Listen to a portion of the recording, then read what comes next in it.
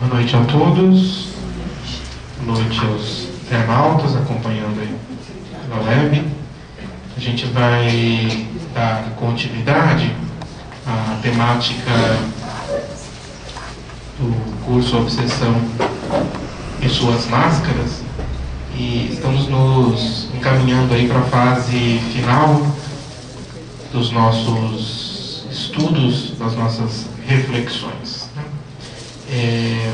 Hoje a gente vai estar abordando este tema de obsessão e alergia, onde a doutora Marlene levanta no livro Obsessão e Suas Máscaras, juntamente com o capítulo anterior, que o Maida deu aula na semana passada sobre pensamentos sonorizados, alguns mecanismos de ação diferentes daqueles que habitualmente estamos refletindo, pensando e estudando, e que já foram aqui intensivamente abordados, e que os amigos espirituais, de alguma forma, nos trazem alguns direcionamentos e abrem o nosso pensamento para refletirmos sobre estas questões, de certa forma, bastante interessantes. Nossa ideia não é esgotar o assunto, nem somos especialistas em alergologia. Aliás, se tiver alguém aqui especialista em alergia queira complementar, ou qualquer outro que queira complementar a nossa fala, o nosso raciocínio, fiquem à vontade. A ideia não é a gente trazer um amplo entendimento sobre a questão do processo alérgico, mas alguns apontamentos que alguns espíritos, em especial este que a gente vai estar apresentando, nos trouxe como fonte da nossa reflexão.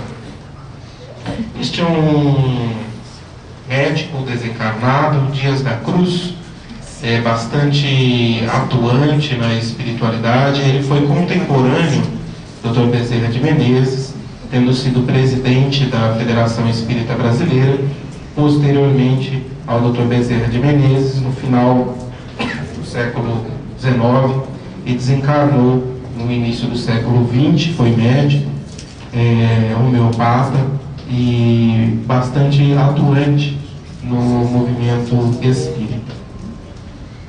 Dias da Cruz vai trazer a mensagem que a doutora Marlene se reporta neste trabalho no livro Instruções Psicofônicas. É um livro bastante rico, que é possível encontrarmos, na livraria, bastante recomendado. Tem PDF também, para aqueles que queiram interessar e aprofundar no estudo desta lição. Só um minutinho. Acho que você está mexendo aí. Não, pode continuar. Alô? Som. Bom, Dias da Cruz coloca a seguinte frase: quem se consagra aos trabalhos de socorro espiritual há de convir, por certo, em que a obsessão é um processo alérgico interessando o equilíbrio da mente.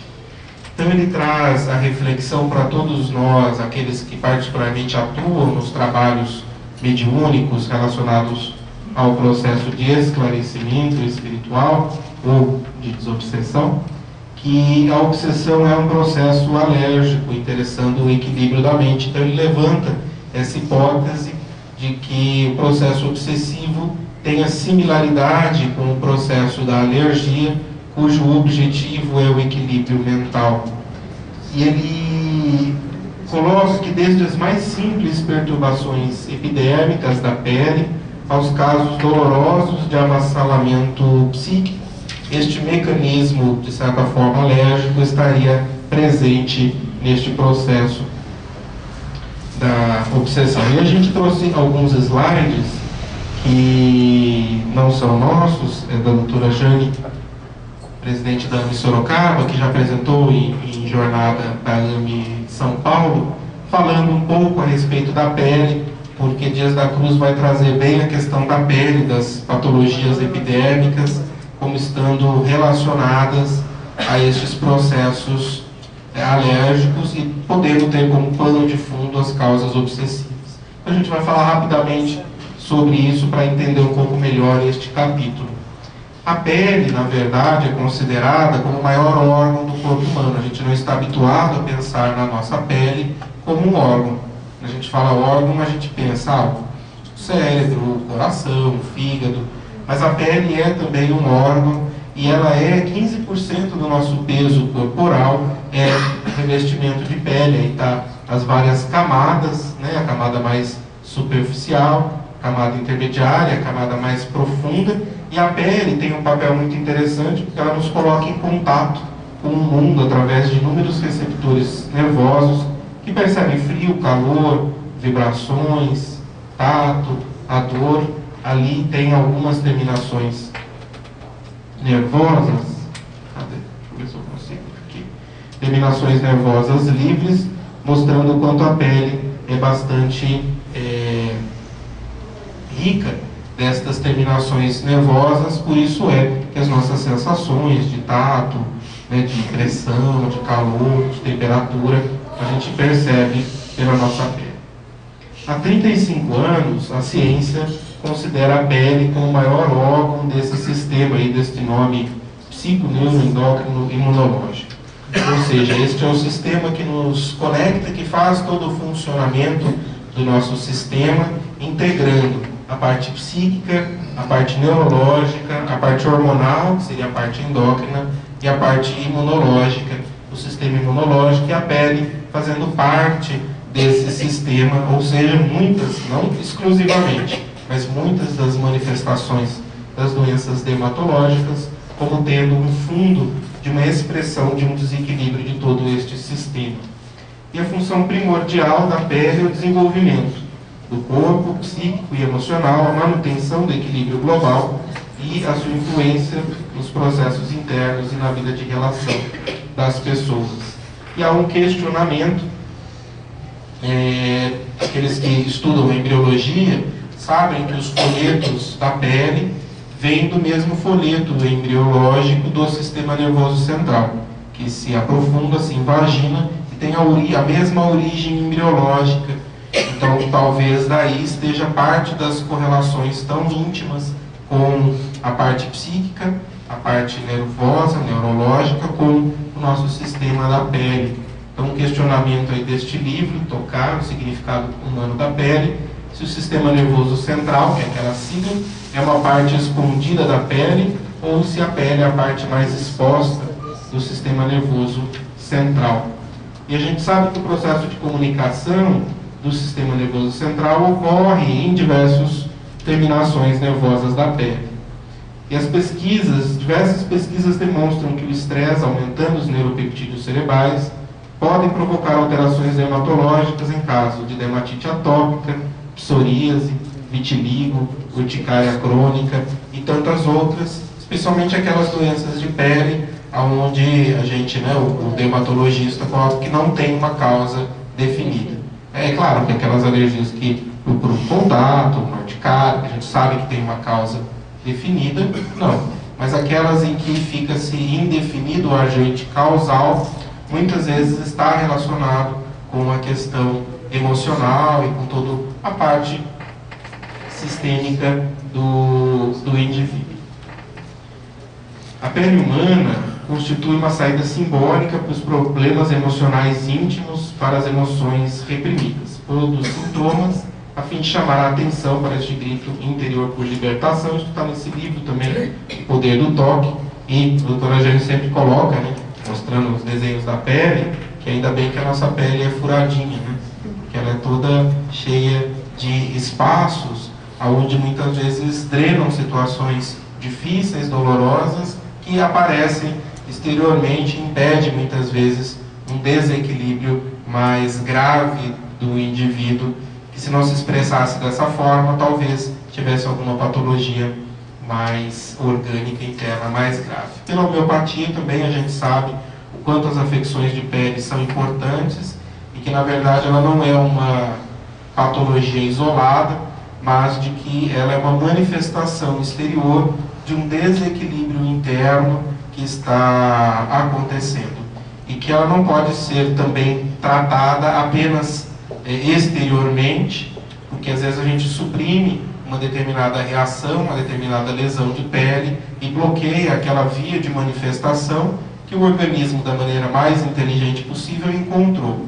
E aquela energia desequilibrada precisará encontrar muitas vezes outro órgão que se aloja, provocando desequilíbrios mais graves.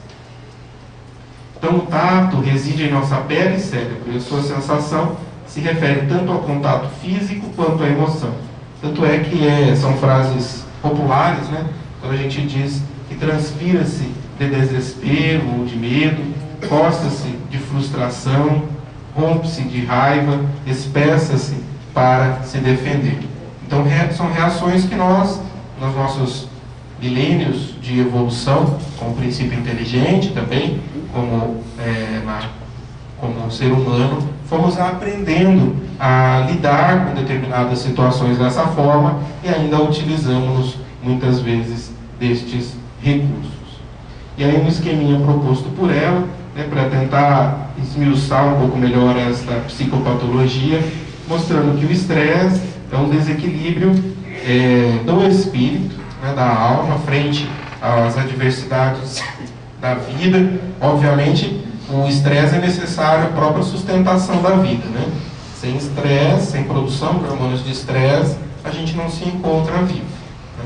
Então, a liberação de adrenalina, de cortisol, de outros neurotransmissores nos mantém sustentando-nos. E frente a uma reação realmente de dificuldade, então, por exemplo, quando a gente enfrenta uma situação de luta, uma situação em que temos que fugir, remontando-nos lá ao tempo das cavernas, né, quando a gente se encontrava com uma fera, com um leão, ou com algum animal que nos metia medo, nós tínhamos que estar prontos para reagir, né? Não poderíamos ficar ali paralisados perante aquela situação.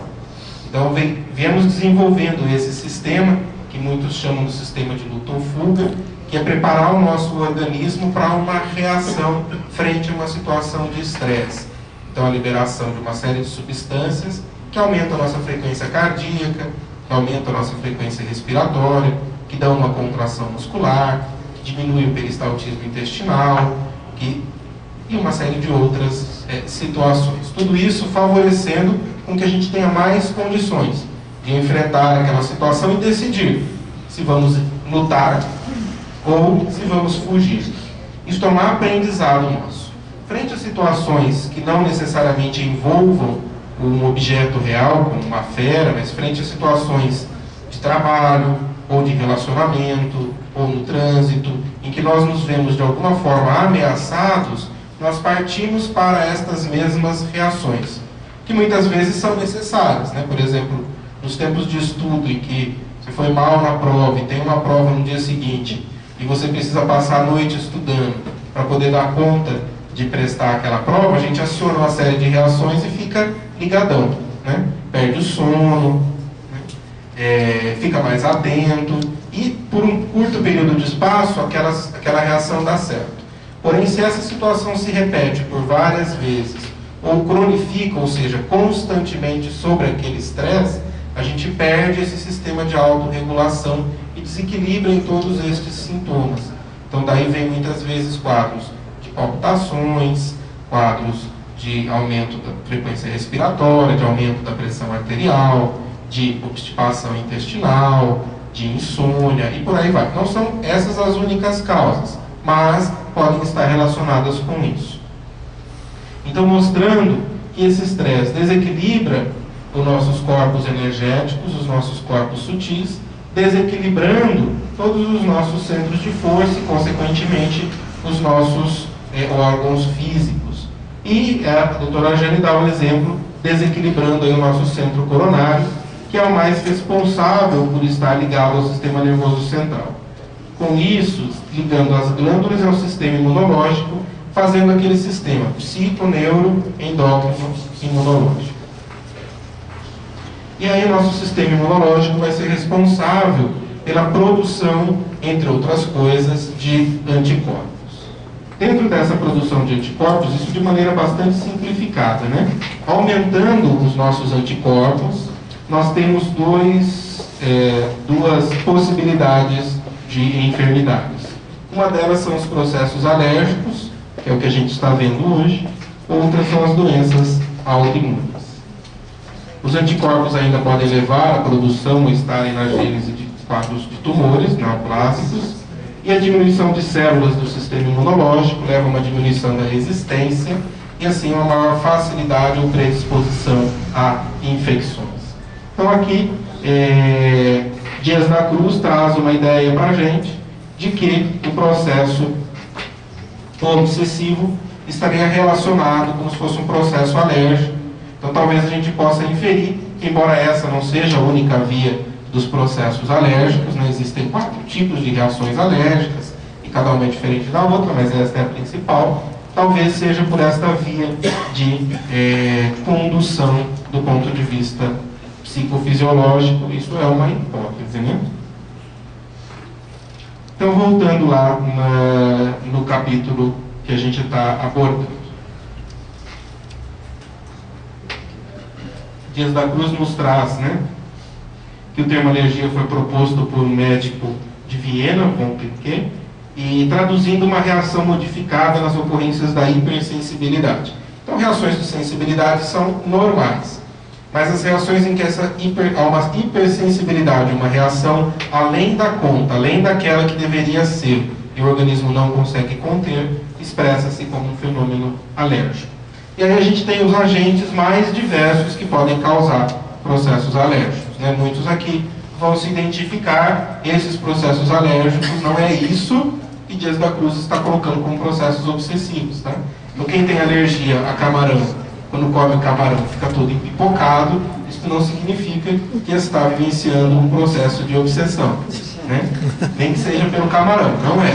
É uma alergia bem identificada em virtude de um agente exógeno, vindo através do alimento, em que o organismo reconhece aquilo como estranho, tem anticorpos que reconhecem substâncias do camarão como sendo prejudiciais e vai montar uma reação imunológica para defender o organismo e com isso acaba produzindo os sintomas dessa alergia, que pode se expressar na pele, né, como vermelhidões, como pontos mais avermelhados, como pústulas, que pode se expressar no quadro respiratório, como um edema de glote, ou um quadro asmático, ou com uma exacerbação de um quadro de rinite, e por aí vai.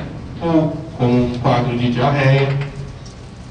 A poeira doméstica também é um outro alérgeno, né? Então muitos de nós têm alergia à poeira, faz aquela faxina em casa, na hora que faz a faxina levanta o pó, né? Começa a espirrar, ou tem quadros respiratórios, pólens das plantas, parasitas de pele, do intestino, do ar, bactérias que se multiplicam em núcleos infecciosos, muitas medicações, né? Na época ele cita as medicações, mas hoje em dia a gente sabe o quanto as medicações dão reações alérgicas, né? E esses são os agentes mais diversos. Habitualmente, pelo menos de um deles, a gente tem alguma sensibilidade maior, né?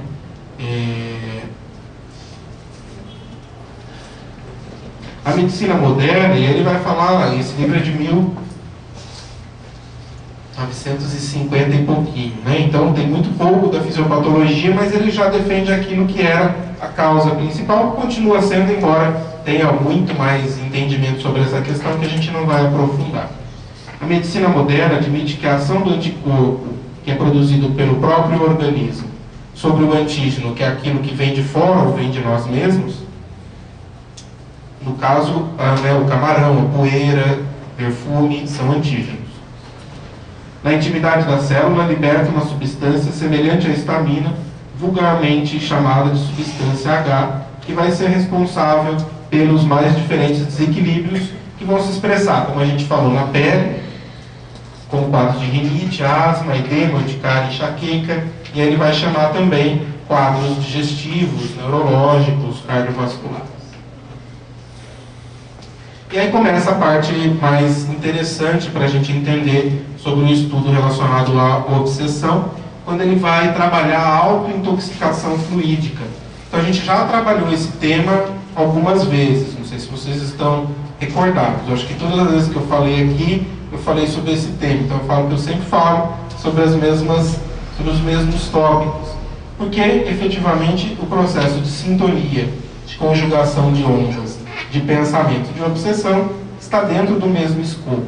Apenas a gente está vendo ele de diferentes lados, né? Como se a gente pegasse um prisma, um diamante, e estivesse olhando cada hora para uma face desse processo. Isso não exclui as outras. Para a gente ter um entendimento completo, a gente precisa olhar por todos eles e olhe lá, né? E aí, Dias da Cruz levanta essa situação de que todos os nossos pensamentos, definidos por vibrações, palavras ou atos, arrojam de nós raios específicos, que ele chamou de agentes R. Ou seja, tudo aquilo que nós pensamos gera consequências em nós. Tudo aquilo que nós pensamos vem carregado de vibração, que nós damos o nome de sentimentos, que vem cheio de cor, textura, cheiro, forma, né? E isso, sentimento mais pensamento, que é uma vibração, uma construção nossa, se reflete através dos nossos atos, das nossas atitudes. Então, cada pensamento que nós emitimos, ele chama desses agentes R. E ele vai trazer a hipótese, né, que a gente percebe na prática muito real, de que são esses agentes R's também podem estar, assim como quando entra uma poeira libera substância H, esses agentes R também, agindo sobre a célula, podem liberar essa substância H e ser a responsável por aqueles mesmos processos em que a gente não encontra a causa definida nos agentes específicos. Deu para entender? Isso não é complicado da gente entender, né? Ou seja, aquelas coisas que não têm uma causa definida, na maioria das vezes, estão relacionadas com esses nossos desequilíbrios no campo mental, no campo emocional. E aí ele vai dizer especificamente de algumas atitudes. Vamos ver se a gente se encaixa em algumas delas. Ele fala da cólera e da irritação. Ou seja, toda vez que emitimos um pensamento de cólera, um pensamento de irritação, no trânsito, irritação com o nosso vizinho, irritação com os filhos, com os colegas, os companheiros de trabalho, às vezes irritação por nada. Tem gente que é irritada por natureza, né? Qualquer que passou um ventinho, está irritado. Abriu o sol, se irrita, choveu, se irrita, ventou, se irrita. Então, irritado por natureza, né?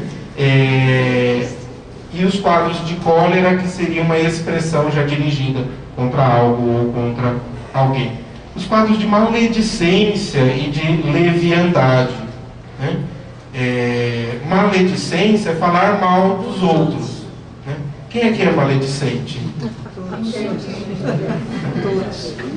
Toda vez que a gente critica alguém, nós estamos sendo maledicentes, né? Então, às vezes, a gente tem o comportamento de frente a uma crítica, a gente fala assim, não, eu não estou falando mal, eu estou só fazendo uma observação a respeito de um assunto importante. Né? Só estou comentando. Só estou comentando, eu não quero falar mal da pessoa, mas já vai... Quando fala essa frase, eu não queria falar mal do fulano, mas né, já foi o pensamento. A leviandade, ou seja, comentar sobre assuntos importantes de uma maneira como se aquilo fosse algo leviano, sem importância. A crueldade, a irreflexão, a calúnia, ou seja, agirmos sem refletir, caluniarmos uma pessoa, né, que entra também aí dentro da crítica, do julgamento. A tristeza, né, o desânimo, os processos mórbidos e tóxicos da culpa, tudo isso gera em nós desequilíbrios. Isso a gente tem visto o tempo todo, né, no curso. Não é na casa de uma maneira geral, né? Não é novidade para ninguém. E aí, Dias da Cruz coloca uma coisa muito interessante, que todos esses comportamentos produzem essas elevadas porcentagens de agentes R, de natureza destrutiva em nós e fora de nós. capazes de fechar-nos por tempo indeterminado em deploráveis labirintos da desarmonia mental. Então ele vai dizer que isso está como causa das nossas desarmonias no campo do nosso pensamento. E de que maneira o processo obsessivo está relacionado com tudo isso? O que vocês sugerem?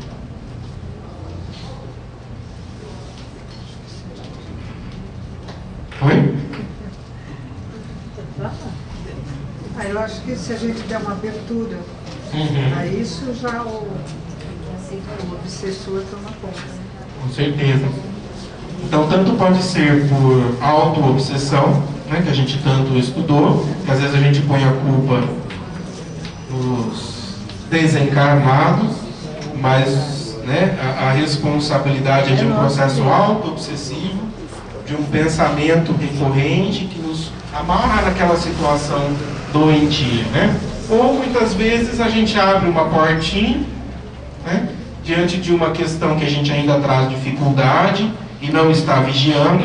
Então, por exemplo, da maledicência, né? A gente sabe que traz aquela dificuldade, mas passou o dia inteiro vigiando. Mas aí no final do dia acontece aquela coisa, você encontra com um companheiro, encontra com um amigo, e aí vai comentar e abre aquela porta, né? Não está vigiando. E aí muitas vezes intensifica, amplia aquele processo que ocorre em nós. E isso pode levar a desequilíbrios tanto físicos quanto psíquicos. Aqui está algumas imagens, eu vou apagar a luz aqui, tá?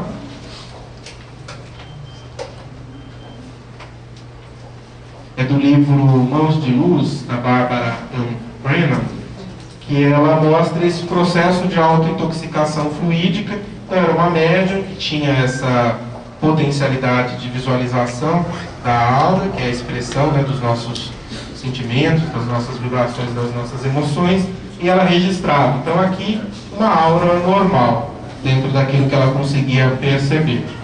Ali na ponta, um músico tocando. Então, há uma expansão natural daqueles sentimentos, daquela vibração. O mesmo acontecendo com um homem, um professor, né, falando sobre seu assunto favorito, ou um homem falando com paixão sobre a educação, mudando até as cores.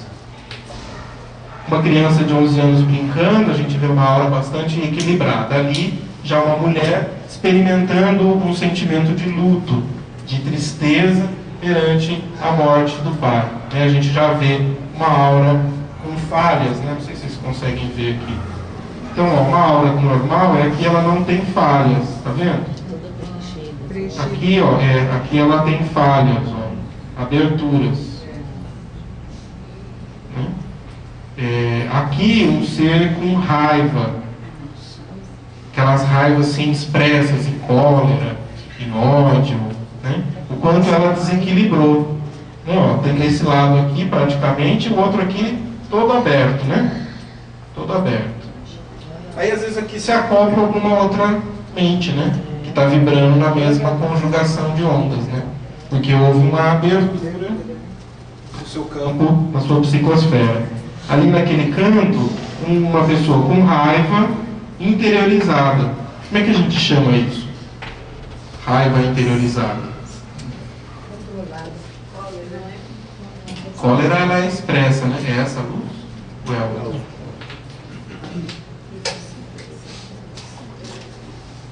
A raiva, a cólera é aqui, né? Ali é o quê? A mágoa, né? O melindre.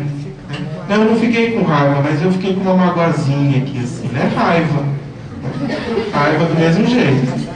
Só que está interiorizada. E isso também desequilibra. Olha, ele abre o mesmo campo de interferência espiritual.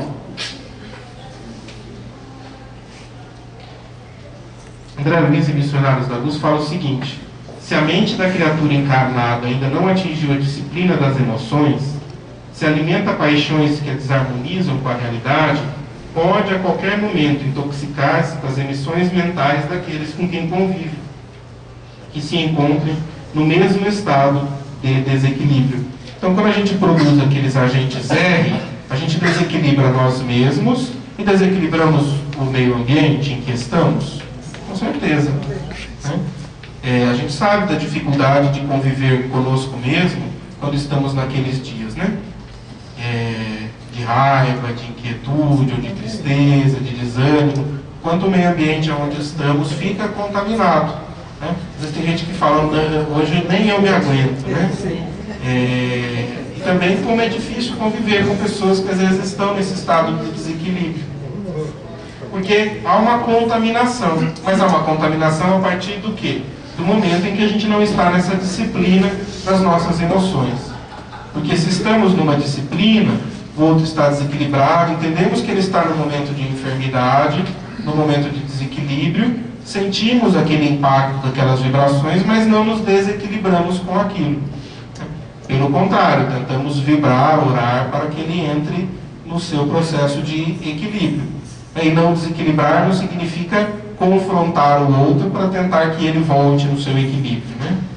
Então, não, eu não vou me desequilibrar e eu vou convencer o outro de que ele tem que se acalmar. E às vezes tentando convencer o outro de que ele tem que se acalmar, eu fico mais nervoso, e aí entra na mesma vibração e aí vai, né? Então, se eu percebo que o outro está em desequilíbrio, que não é o momento, eu vou me retirar, vou sair um pouco, vou respirar um ar, entrar no equilíbrio, orar, para que daí possa voltar e retomar A intoxicação fluídica pode acontecer de desencarnados para encarnados? Com certeza, dentro do mesmo processo. Então, olha lá, a obsessão é um processo alérgico, objetivando o equilíbrio da mente. O pensamento doentio e descontrolado provoca em si a contaminação fluídica de entidades em desequilíbrio, capazes de conduzi-los à escabiose. Olha só, Dias da Cruz diz que a sarna, a escabiose, pode ser uma contaminação fluídica. Urticária, dermatites, asma, enxaqueca, ulceração, loucura, cirrose, tumores. Então ele abre o leque, obviamente não dizendo que tudo isso aqui, a única causa é essa, né? Às vezes você está ali em contato num ambiente extremamente infestado pela sarna, pela escabiose, e contrai, né? Naturalmente, rompe a barreira, a capacidade de barreira seletiva daquela situação. Mas muitas vezes não, né? Ou a gente vê num ambiente desse, alguns contraem, outros não, né? Por conta do sistema imunológico que nos defende. E a melhor coisa que equilibra o nosso sistema imunológico é uma mente em equilíbrio. Os vícios corroem a vida moral, levando a eclosões de alienação mental, como as psicoses, depressão, ansiedade, delinquência. Ele está correlacionando em todos esses processos. E muitas vezes, quando não encontramos uma causa definida, é sim importante questionarmos sobre uma origem espiritual, né? Não que seja de responsabilidade do dito obsessor, né? Mas o que é que aconteceu em nós que levou a um desequilíbrio espiritual potencializado por outras mentes e que uma situação que era para dar uma alergiazinha no braço aqui espalhou o corpo inteiro, né? Nossa, olha só que importante isso daqui. Nossa conduta pode ser a nossa enfermidade, tanto quanto o nosso comportamento pode representar a nossa restauração e a cura. A gente já falou isso de inúmeras outras vezes, mas são formas, né, prisma de olhar diferentes. Então, a nossa conduta tanto pode nos enfermar, como pode nos conduzir ao processo de restauração e de cura. Isso é muito importante, né? Porque às vezes no Espiritismo a gente ainda traz um ranço punitivo, né? Então, eu sou o responsável por meu desequilíbrio, fica se punindo, vim aqui para apagar os erros e tal. Isso tem uma parte que está dentro da realidade, né? Mas nós estamos aqui para aprender, para crescer, para progredir. E muitas vezes esses desequilíbrios são oportunidades que a vida nos oferece, que nós mesmos solicitamos, para nos encaminhar ao nosso equilíbrio. Então lá atrás, lembra a primeira frase do Dias da Cruz? Que falou que o processo obsessivo pode ser comparado com o processo alérgico, objetivando o quê? O equilíbrio da mente. Então o objetivo do processo obsessivo é o quê? O equilíbrio da mente. Olha só que coisa parece contraditória, não é? Às vezes o que nos leva a tanto desequilíbrio Qual é o objetivo? Nos conduzir ao equilíbrio. Por quê? Como isso? Porque às vezes a gente precisa desequilibrar tanto para poder encontrar um caminho de rota de cura. Não é? Ou para cair a ficha, para nos percebermos. Porque às vezes a gente está aqui, né? A gente deveria andar em linha reta. E a gente está andando aqui na paralela, mas a gente não desequilibra tanto. Desequilibra um pouquinho, mas vai andando e acha que está tudo bem. Né? E às vezes, pelos nossos próprios pensamentos em desequilíbrio, a gente pega uma rota que vai nessa direção aqui. Aí a gente devia estar ali e está ali. Aí a gente está desequilibrado, completamente. E às vezes é a hora que a gente percebe que está desequilibrado e empreende um caminho de volta no retorno do nosso eixo de equilíbrio. E às vezes o indivíduo que ficou aqui a existência inteira, o caminho era aqui, ele ficou aqui. Ele foi tendo pequenos desequilíbrios e tal, mas achou que estava tudo bem. E aí desencarna e percebe que andou na paralela. Que não fez o que tinha que fazer. E às vezes os nossos desequilíbrios vêm tão grandes, nos reconduzindo para que a gente perceba aquilo que a gente efetivamente deve fazer. Por isso é que a misericórdia divina se utiliza de nós mesmos, de uns para com os outros, para nos reconduzir ao caminho do equilíbrio e da cura. Faz sentido isso para vocês? Alguém já viveu experiências como essa? A própria natureza nos ensina. O horário que a madrugada é mais fria é o que precede o nascer do sol. E alguém já viveu experiências assim? Já hoje em dia, às vezes a pessoa entra no consultório e eu falo assim, às vezes quando tem intimidade com a pessoa, né? Às vezes sem intimidade mesmo, solto, né? Devia, mas... graças a Deus esse momento de desequilíbrio. Que bom estar com esse momento de enfermidade. Né? Porque a gente tem que ampliar os horizontes do nosso olhar e entender a vida do espírito. Né? Às vezes aquela enfermidade é a grande chance de reconduzi-lo à cura. Se não fosse por aquilo, muitas vezes ele estaria... Aonde estaríamos? Né? Se não fosse, às vezes, as nossas enfermidades a nos policiarem, a nos medir as nossas escolhas. Bom, ele vai falar, para sanar a obsessão nos outros ou em nós mesmos, é preciso cogitar dos agentes R, desses raios mentais, que estamos emitindo. O pensamento é força que determina, estabelece, transforma, edifica, destrói e reconstrói. Do mesmo jeito, né? Que esse mecanismo pode nos levar ao desequilíbrio, ele corrigido nos leva ao equilíbrio.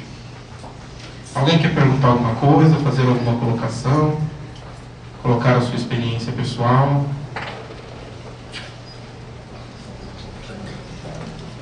Então, pelo que o senhor explicou aí, Só fala, pessoal, não falou. pelo que o senhor disse aí, né, que todos nós somos altamente desequilibrados. Com certeza. Porque a gente se encaixa faz tudo aí. Com certeza. E nos reconhecer em desequilíbrio é um passo muito importante. Não é? Porque que chance a gente tem de se reequilibrar se a gente acha que está equilibrado?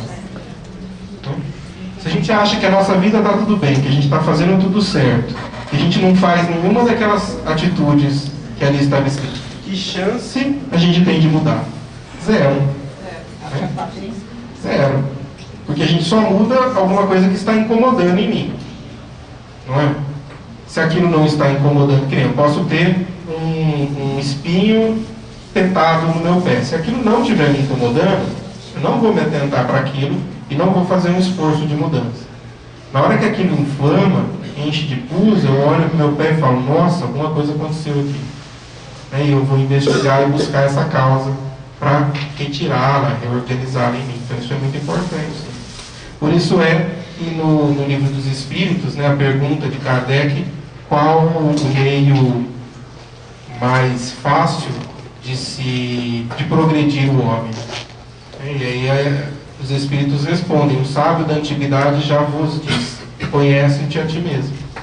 Então é necessário, o passo de qualquer processo de transformação, conhecermos a nós mesmos, para que a partir daí a gente comece a ver, opa, o que foi que me desequilibrou hoje? Né? Ah, foi um momento de leviandade, foi um momento de maledicência, foi um momento de irritação, foi um momento de tristeza, foi um momento de expectativa da opinião dos outros sobre mim. O que foi que me desequilibrou? E aí eu procuro dia a dia ir reorganizando isso em mim. Alguém quer comentar algo mais? Fazer alguma pergunta? A gente encaminha para a parte final aqui. Quer, mãe? Só gostaria. Rodrigo, esse item, esse tópico aqui, para sanar a obsessão dos outros ou em nós mesmos, é preciso cogitar dos agentes R que estamos emitindo. Foi Santo Agostinho que disse para nós, no final do dia, que nós deveríamos fazer um balanço? Pergunta 919 do Livro dos Espíritos. Exatamente isso. Cogitar dos agentes R. O que fizemos hoje? Como é que foi o nosso comportamento? Se eu fechar os olhos hoje e acordar do lado de lá, como é que eu estarei? Serei bem recebido? Estarei feliz? Ou estarei repleto de obsessores, me cobrando um monte de coisa por aquilo que eu fiz com os agentes aéreos no dia de hoje? Então, está aí, ó, bem claro, muito bom. E ele ainda afirma que aqueles que nos desequilibram é que falam a verdade sobre nós.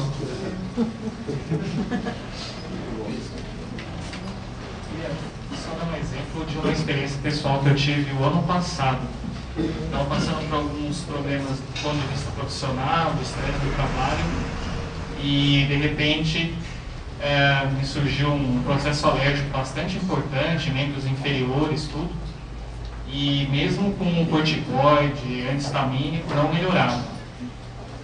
Depois, sob orientação espiritual e com um outro tipo de tratamento, que não vem ao caso aqui agora, mas houve a melhora a partir do momento que eu consegui entender que o estresse, que a ansiedade gerada por duas situações foram determinantes para o aparecimento das lesões. E nisso eu fui me reorganizando psiquicamente, além do tratamento, para que eu pudesse melhorar.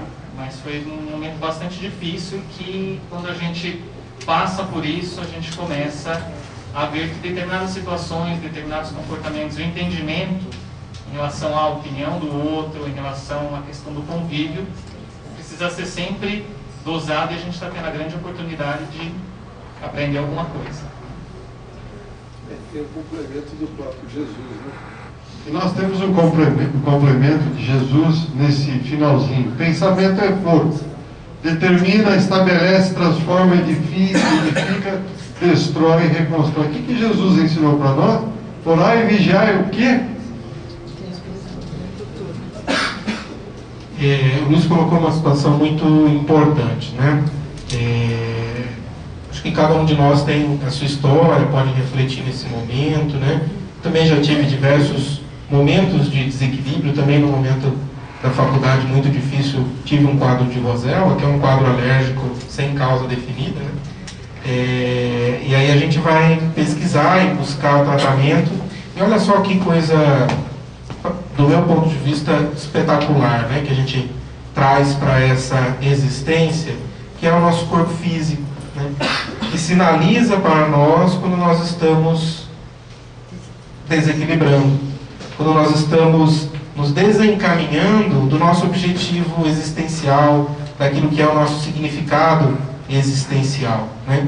E que muitas vezes nós ignoramos esses alertas do nosso corpo, dizendo que algo não está bem, né? Então a gente pula as coisas, ou trata com medicações que bloqueiam, que inibem, e que parece que a gente joga para debaixo do tapete, né? Ah não, parece um processo alérgico, não, toma aqui um antihistamínico e está tudo bem. Opa, aparece de novo, não, agora eu tomo um corticoide e aí está tudo bem. E vai desequilibrando, né?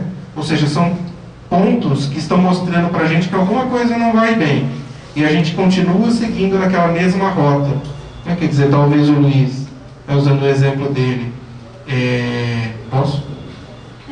Se não tivesse aparecido aquela enfermidade dermatológica de pele, de certa maneira, de uma gravidade menor, porque não afetou, não houve uma lesão de órgão significativo, mas trouxe desconforto, prejudicou a qualidade de vida, incomodou bastante. Se ele tivesse ignorado ou tratado e bloqueado aquele sistema e continuado na mesma trajetória, o que iria acontecer ali mais para frente? Alguma coisa a mais iria enfermar, não apenas a pele, né? Com certeza, porque ele está numa rota de desequilíbrio.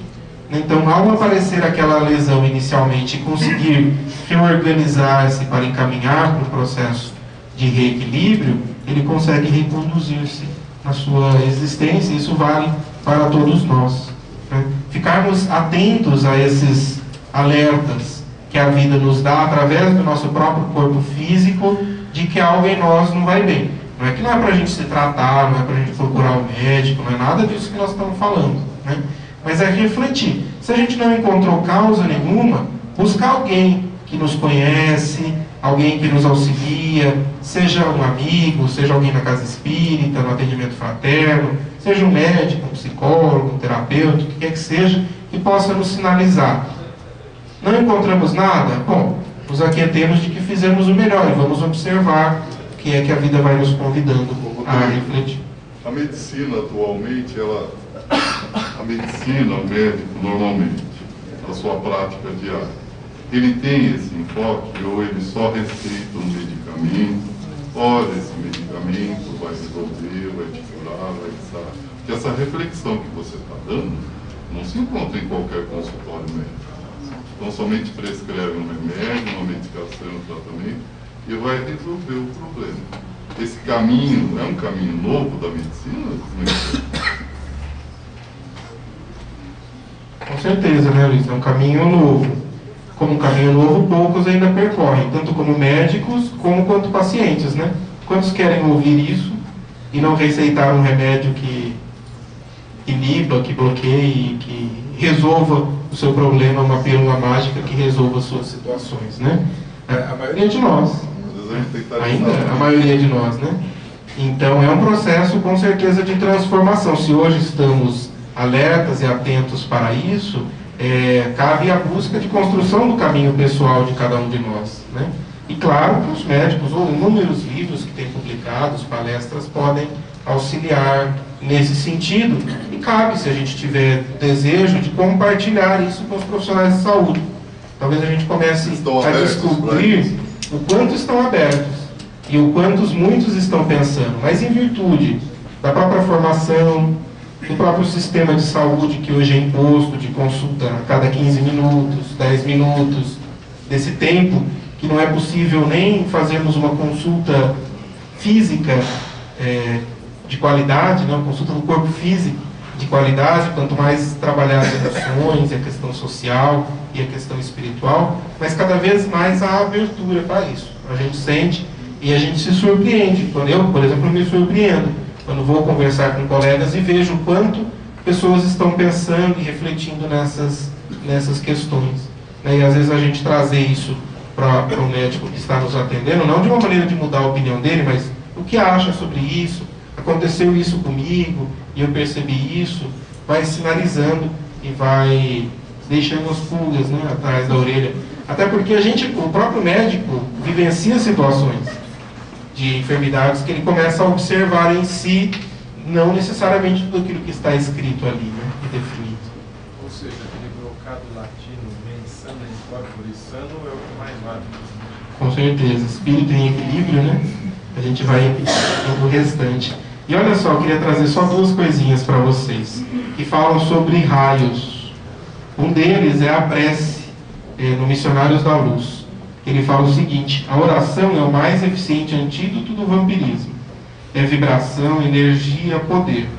Semelhante estado psíquico revela nossa origem divina e coloca-nos em contato com as forças superiores, emitindo raios de espantoso poder.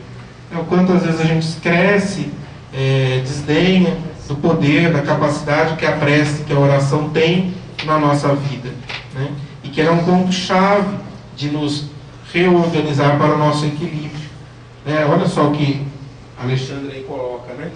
De que ela revela a nossa origem divina coloca-nos em contato com as forças superiores e emite esses raios de espantoso poder, que são capazes de neutralizar, muitas vezes, os raios de desequilíbrio que emitimos. Não que a gente não vai ser responsável por aquilo que construímos, mas pelo esforço da prece, de nos reorganizarmos, puxa, Senhor, desculpe, né? Não deveria ter ido por esse caminho, mas fui de novo. Dai-me forças para reorganizar e ir por outros caminhos, né? Quanto a prece nos conecta e emite em nós essa sensação espantosa de equilíbrio, né? A gente sabe aqui, né, quantas vezes a gente está em prece, em oração, e nós nos sentimos diferente, né?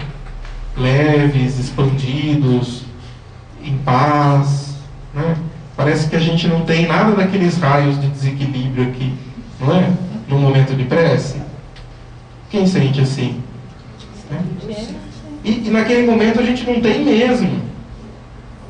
Porque naquele momento a gente está em plena sintonia conosco mesmo, com Deus e com os amigos espirituais. E naquele momento nós estamos vibrando o quê? O que nós estamos vibrando no momento da prece? Amor, equilíbrio, paz, confiança, fé. Estamos vibrando o bem, não é? Jesus não disse que o amor cobre uma multidão de pecados? Ou seja, cobre uma multidão daqueles raios de desequilíbrio? Então, se a gente conseguir, olha só, né, o convite ousado, sustentar em nossa vida esse estado em mais momentos, não apenas na prece uma vez por semana no centro ou uma vez por dia, mas se a gente conseguir, esse é o estado que eu preciso estar, né?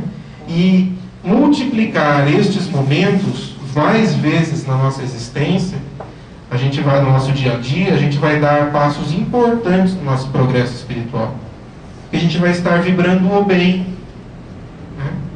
Então esse é o nosso convite aí para que a gente possa cada vez mais estar dentro deste equilíbrio, né? Como o Maida que lembrou de Jesus trazendo a mensagem do orai e vigiai, né? O vigiai e o orai.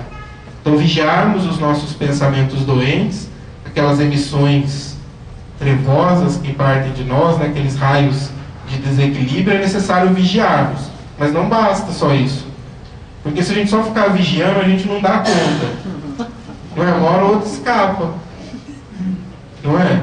Porque ainda é muito forte em nós. Então o complemento disso é o orar, porque ao orarmos construímos algo diferente. No Livro dos Espíritos eles falam que não basta não fazer o mal, é preciso fazer o bem, porque a ausência do bem é um mal em si, né? Então não basta apenas vigiarmos, é um passo importantíssimo. Mas se a gente ficar só nisso, a gente não vai dar conta.